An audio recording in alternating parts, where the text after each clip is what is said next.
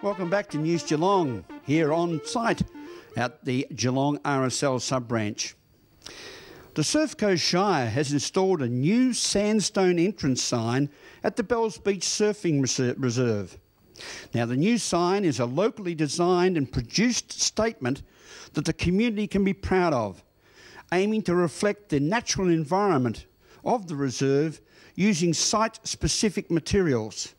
Ian Nichols has more. Well, now, surfers will be pleased to know, as well as tourists, there's a rock-solid entrance to Bells Beach, the iconic surf beach here on the Surf Coast. It's a $22,000 rock that was imported from Gosford on the New South Wales coast and sculptured by a man from Colac. His name's Kevin Bartlett, but he doesn't wear number 29.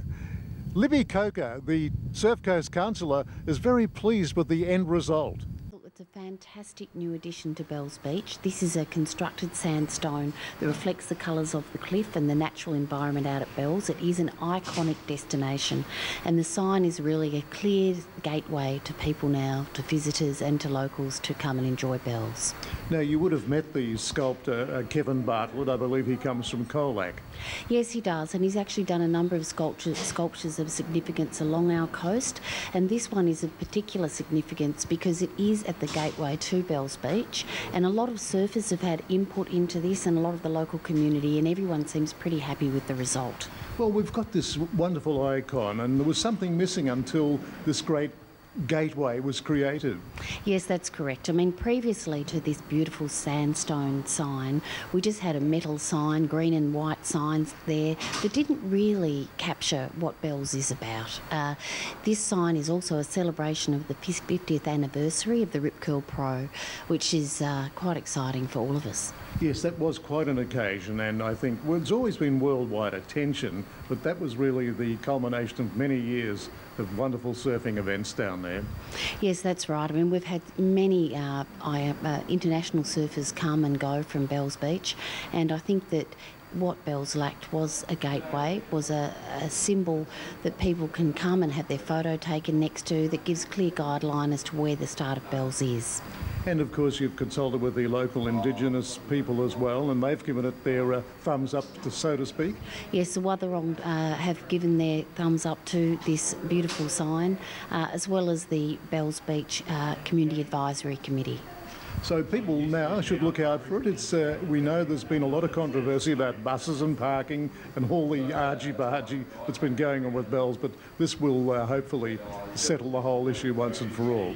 Yes, I mean, we also have to work on the start of the Great Ocean Road. There is a sign that will be erected there, which is before Bells Beach, but then as you come around the curve of the road to Bells and you see that sign, visitors know where they are and they can pull in and then have a great look at the beautiful cliff face and the surf that rolls in from Bells. And just on a personal note, Libby, are you going to be standing for council again? Yes, look, I will be standing. It will be different this time. We're warded within the Surf Coast Shire. I will be standing in the Anglesea ward, and I'm looking forward to hopefully representing the people of the Surf Coast Shire, and particularly the Anglesea ward again. At the rock-solid entrance to Bells Beach, this is Ian Nichols for News Geelong. Thank you very much, Ian, as we now turn to our regional roundup for this week. The Barwon River has burst its banks in Geelong, closing off some traffic following heavy rains late last week. Again at the weekend. And in the catchment areas, Geelong's water storages have reached nearly 94%, their highest levels since October 1996. A concept plan to create a new suburb at Lara will go to the City Council next week. It's planned to call it Lara West. The long-term project, which will host about 10,000 people, will eventually see Lara's population beyond 20,000. Parents are arming their children with devices that have had their potential to be almost as dangerous as cars. Victorian Privacy Commissioner expert Gregory Franks has warned. Speaking at a conference at Sacred Heart College, Gregory Franks said, "You wouldn't let them drive without a licence, and yet parents are letting their children use smartphones without any training." An interesting question. And finally, Geelong's growing reputation for food and wine could receive significant national exposure, with the hit TV series MasterChef Australia moving from Sydney after 4 years to Melbourne. The reality show will be based at the Royal Showgrounds in Melbourne and from next year, and the producers are hinting at regional Victoria playing a leading role in the fresh direction for the program. And obviously Geelong is the best region around Melbourne in Victoria.